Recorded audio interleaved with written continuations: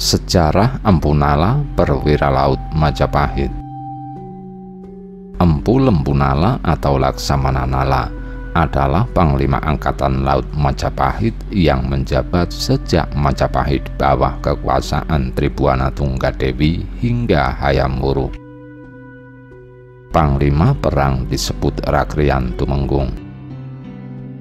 Nama Empu Nala sebagai Panglima Perang Majapahit disebut dalam 5 sumber sejarah, yaitu Kakawin Negara Kertagama atau Desa Warnana, Prasasti Prapancasarupura, Prasasti Batur, Prasasti Pendasari, dan Prasasti Sekar. Majapahit sudah memiliki angkatan laut dengan kapal perang bekas tentara Mongol yang dikirim oleh Kubilai Khan untuk menaklukkan Jawa pada saat pemerintahan Kertanegara. Namun angkatan laut yang dimiliki saat itu masih lemah. Oleh karena itu, ia meminta bantuan dari Laksamana Nala untuk memperkuat angkatan laut Majapahit, perbaikan kualitas kapal perang Majapahit.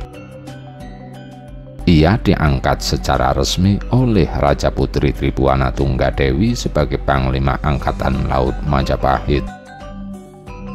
Laksamana Nala lalu banyak menghabiskan waktunya di pangkalan militer Angkatan Laut, yaitu di Pelabuhan Ujung Galuh, kini Pelabuhan Tanjung Perak, Surabaya. Sebagai seseorang yang lahir dan dibesarkan di daerah pesisir, dunia kemaritiman bukanlah suatu hal yang asing baginya. Ia mempelajari konstruksi kapal perang peninggalan tentara Mongol.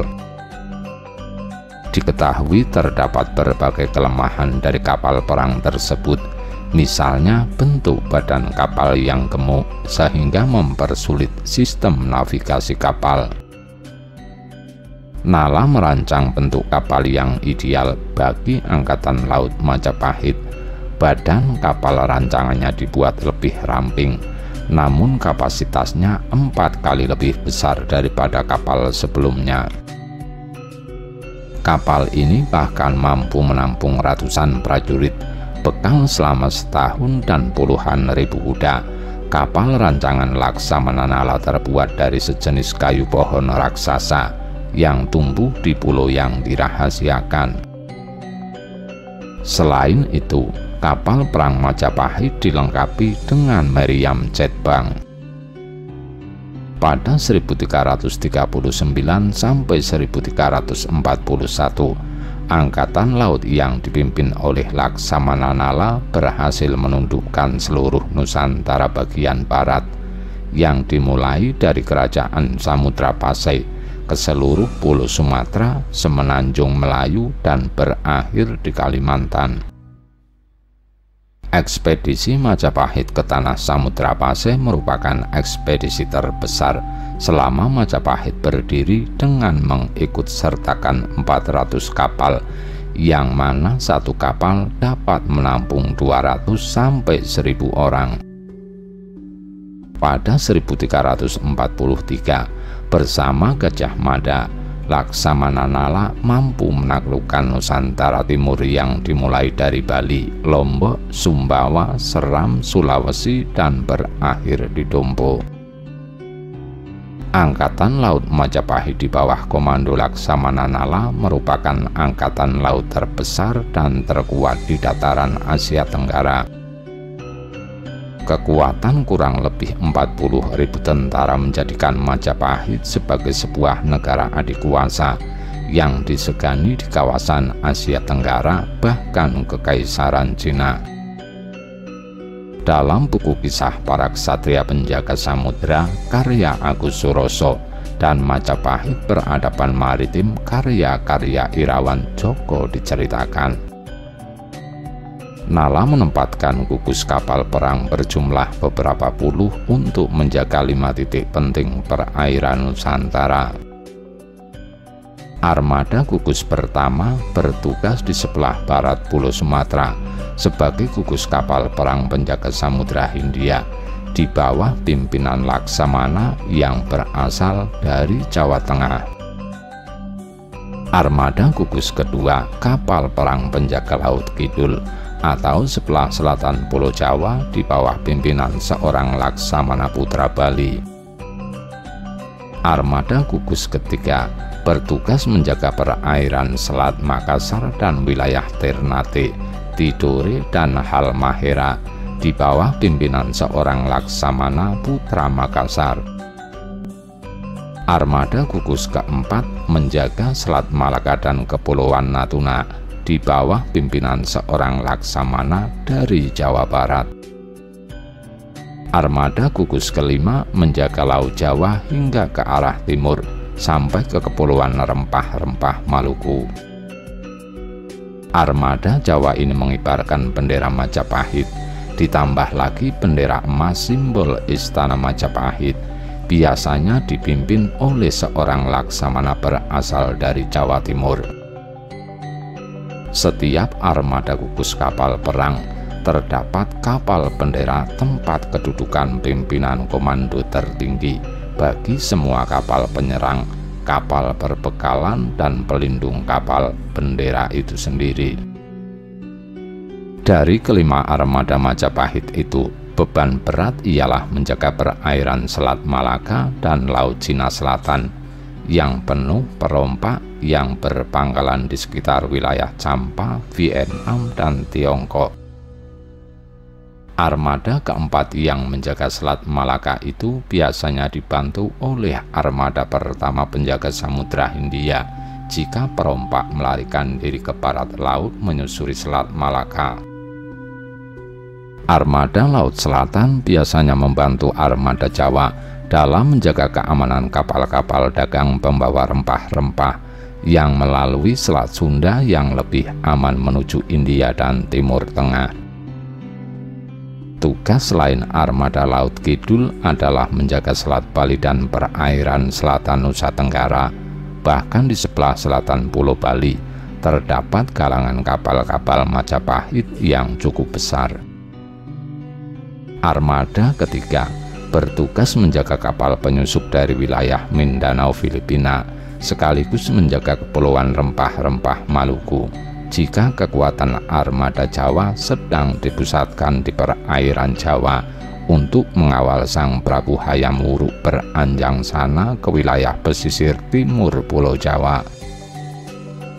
Armada Jawa merupakan kekuatan terbesar armada gugus kapal perang Majapahit karena tugasnya paling berat menjaga pusat kerajaan Istana Majapahit sekaligus menguasai jalur laut menuju Kepulauan Rempah-Rempah Maluku yang dikuasai langsung oleh pemerintah pusat Majapahit. Semua jenis kapal perang Majapahit, mulai dari kapal berbekalan hingga kapal bendera adalah kreasi jenius dari Empu Nala yang sekaligus seorang laksamana laut yang handal. Nala menciptakan kapal-kapal dari sejenis kayu raksasa yang hanya tumbuh di sebuah pulau yang dirahasiakan. Pohon raksasa yang cocok untuk dibuat kapal itulah yang membuat kapal-kapal Majapahit cukup besar ukurannya di masa itu. Empu Nala dikenal sebagai salah satu tokoh di kerajaan Majapahit bertangan dingin dan kepintarannya. Kapal-kapal perang Majapahit yang disebut sebagai Jung Jawa dengan meriam jetbang saat itu merajai lautan dan sangat disegani. Keinginannya memperkuat armada perang Majapahit terwujud setelah Empu Nala berusaha membongkar rahasia konstruksi kapal perang peninggalan tentara Mongol. Dia mampu merancang badan kapal yang lebih ramping, namun kapasitasnya jauh lebih besar daripada kapal sebelumnya. Kapal temuan inilah yang disebut Jung Jawa. Kapal hasil desain Empu Nala tersebut mampu menampung ratusan prajurit Angkatan Laut Kerajaan Majapahit beserta perbekalan untuk hidup selama 1 tahun di tengah lautan, dapat untuk mengangkut puluhan ribu kuda. Selain desain yang sangat bagus, kapal perang Angkatan Laut Majapahit juga dilengkapi meriam jetbang yang dikenal dengan keganasannya dalam setiap pertempuran. Saat belum ada sekolah kelautan, Empu Nala sudah bisa menciptakan kapal-kapal canggih dengan bermodalkan hasil mempelajari kapal-kapal perang milik bangsa Mongol. Berkat tangan dingin Laksamana Nala, kekuatan angkatan laut kerajaan Majapahit menjadi sangat dahsyat dan tak terkalahkan. Kekuatan maritim ini menjadikan kedikdayaan Majapahit melegenda hingga kini. Sesudah Majapahit lemah, hanya tersisa armada Jawa yang menguasai perairan Laut Jawa dan jalur laut menuju kepulauan rempah-rempah. Lalu datang bangsa kulit putih yang tujuan utamanya adalah menguasai daerah penghasil rempah-rempah itu dengan modal kapal-kapal gesit dan lincah, tak terlalu besar ukurannya dibanding kapal Majapahit. Kapal asing itu bersenjata lebih unggul meriam yang dapat memuntahkan bola-bola besi dengan jarak tembak lebih jauh dibanding kemampuan jarak tembak jet bang Majapahit, menjadikan lautan sebagai sumber penghidupan dan pertahanan bagi kerajaan. Untuk memahami pengaruh Empu Nala di kerajaan Majapahit, perlu diingat kembali seperti apa gambaran kekuatan kerajaan Majapahit. Menurut sejarahnya, kerajaan Majapahit yang berpusat di wilayah Jawa Timur dahulu sangat bergantung pada lahan pertanian dan lautan. Bagi kerajaan Majapahit, lautan luas bukan sekedar jadi sumber penghidupan masyarakat karena tangkapan ikannya, tapi juga untuk sistem pertahanan kerajaan. Di puncak kejayaan kekuatan Majapahit di Asia Tenggara memang dahsyat dan tidak tertandingi. Laksamana Empu Nala menjadi sosok pemimpin berpengaruh pada angkatan laut kerajaan Majapahit dan selalu dilibatkan dalam beberapa bidang strategis di kerajaan Majapahit. Penuh keberanian, ia mengkondisikan wilayah lautan Nusantara. Nama Laksamana Empu Nala atau Senopati Sarwajala Empu Nala mendapat tempat tersendiri dalam sejarah kerajaan Majapahit. Bagaimana ia bisa memimpin angkatan laut kerajaan Majapahit dan menaklukkan lautan luas di seantero Nusantara? Kemampuannya makin terbentuk karena sering diajak ayahnya melaut. Karena seringnya diajak langsung, ia mulai mengembangkan minat, pengalaman, dan tanda kecerdasan saat membaca situasi lautan. Macam-macam tantangan di laut mulai dipelajarinya dengan baik. Rasi bintang, pasang surut air laut, dan arah sinar matahari ia perhatikan dengan baik.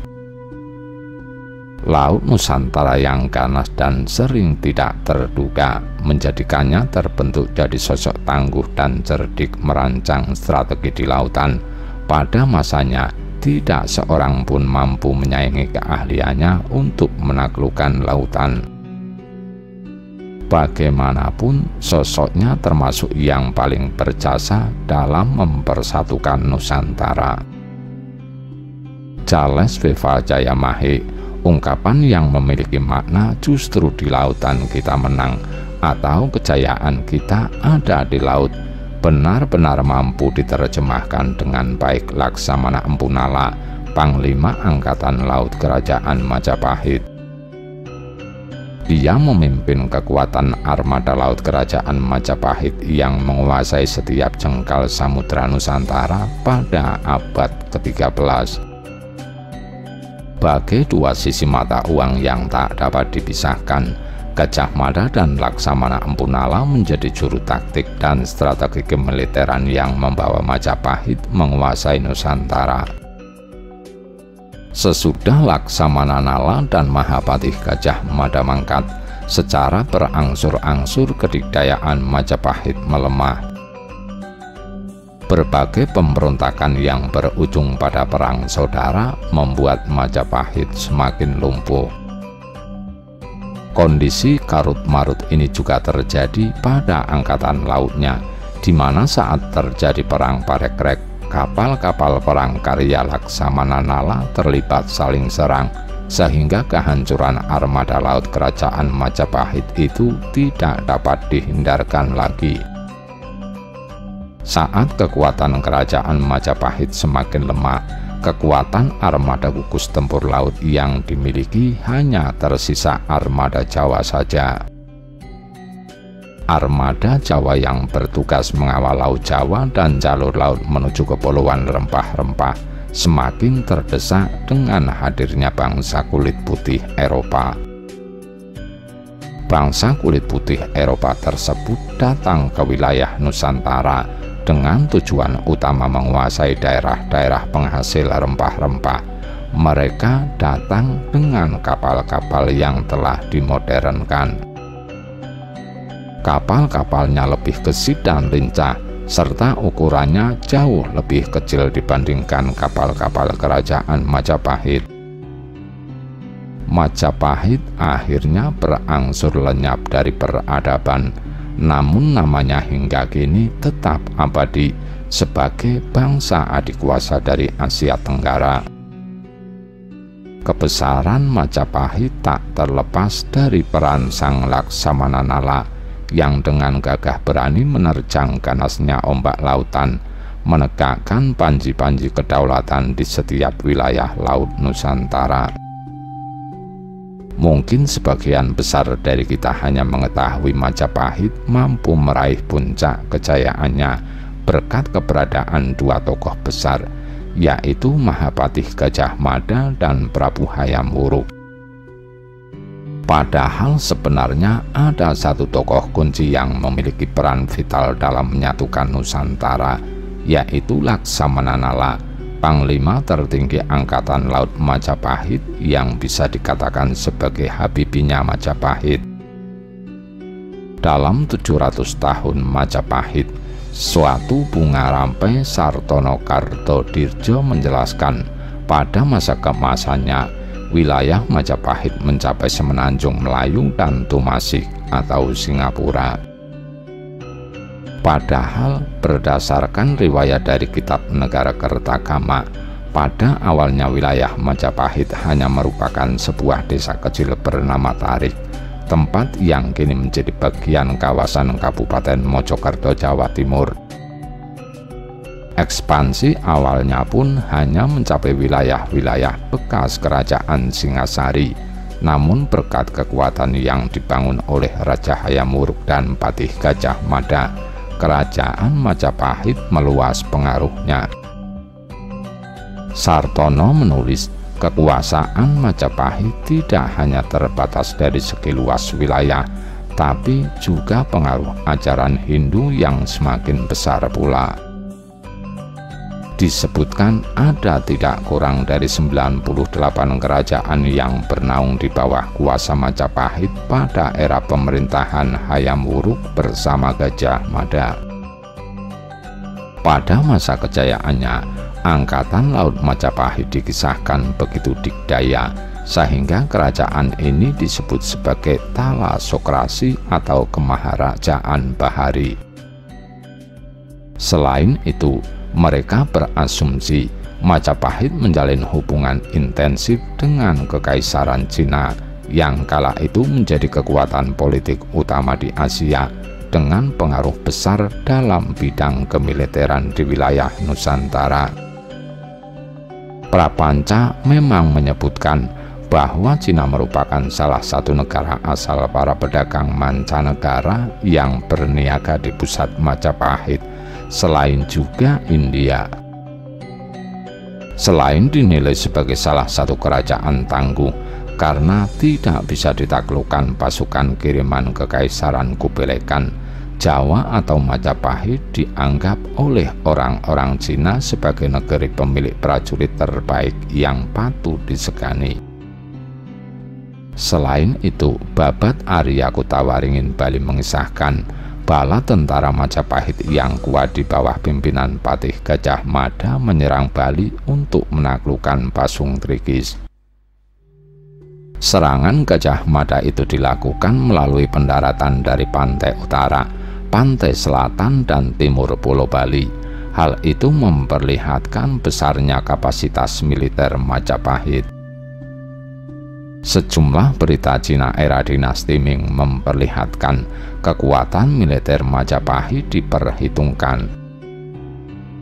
Misalnya, ada berita Cina yang menceritakan bahwa pada paruh kedua abad ke-14 penyerangan dilakukan Majapahit terhadap Swarnabumi.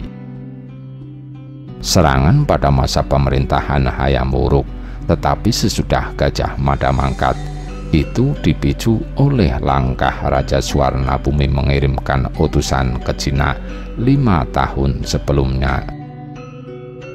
Yang menjadi masalah, pengiriman utusan itu tanpa sepengetahuan Raja Majapahit setelah penyerangan pada 1377, sebagaimana ditulis Munandar. Putra mahkota Swarnabumi tak berani mengumumkan dirinya sebagai raja baru. Sang putra mahkota lantas mengirim utusan yang meminta bantuan dan persetujuan kepada Kaisar Cina. Kaisar Cina memang mengirimkan surat persetujuan pengangkatan putra mahkota Swarnabumi sebagai raja baru. Namun kapal utusan Cina dihancurkan armada Majapahit saat berlayar menuju Swarnabumi. Menariknya, Kaisar Cina tidak melancarkan balasan, meski tahu bahwa utusannya dibunuh oleh tentara Majapahit. Mengenal Jetbang, senapan tentara Majapahit dalam urusan persenjataan, militer Majapahit sudah memanfaatkan teknologi senjata bubuk mesiu yang dipelajari dari Cina. Salah satu senjata tentara Majapahit yang terkenal adalah Jetbang. Jetbang pada awalnya dikenal sebagai warastra. Istilah Jetbang juga dikenal sebagai bedil, yang dalam bahasa Tamil berarti wedil atau wedial.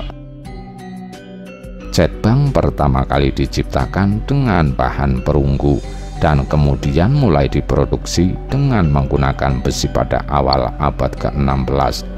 Ia memiliki panjang yang bervariasi, mulai dari 1 meter hingga 3 meter. Jetbang 3 meter biasanya digunakan pada kapal-kapal perang atau jong Majapahit, sementara yang panjangnya 1 meter dipanggul perseorangan seperti basoka zaman sekarang. Teknologi senjata bubuk mesiu ini diperkirakan mulai dikenal pasukan Raden Wijaya, raja pendiri Majapahit, saat invasi tentara Kubilekan dari Tiongkok di bawah pimpinan Ike Mese ke Jawa pada tahun 1293. Kala itu, tentara Mongol menggunakan meriam untuk menyerang pasukan Daha. Selanjutnya Majapahit mulai mengembangkan keahlian dan teknologi unik menempa perunggu untuk produksi massal Jetbang melalui industri rumahan yang digabungkan ke gudang senjata utama. Dalam catatannya yang terkenal The History of Java, Stamford Raffles menulis, meriam telah banyak digunakan di Jawa sejak era Majapahit. Dengan teknologi ini, kemudian kerajaan-kerajaan kecil di Jawa pun berbondong meminta perlindungan kepada Majapahit. Panglima Angkatan Laut Majapahit yang paling terkenal dengan meriam Jetbangnya adalah Empu Nala. Dalam kitab Negara Kertagama, sosok Empu Nala disebut sebagai Rakrian Tumenggung atau Panglima Perang yang bergelar Wiramandalika. Gelar ini disematkan karena jasanya kepada perluasan wilayah Majapahit. Salam kebajikan, Rahayu, Rahayu, Rahayu.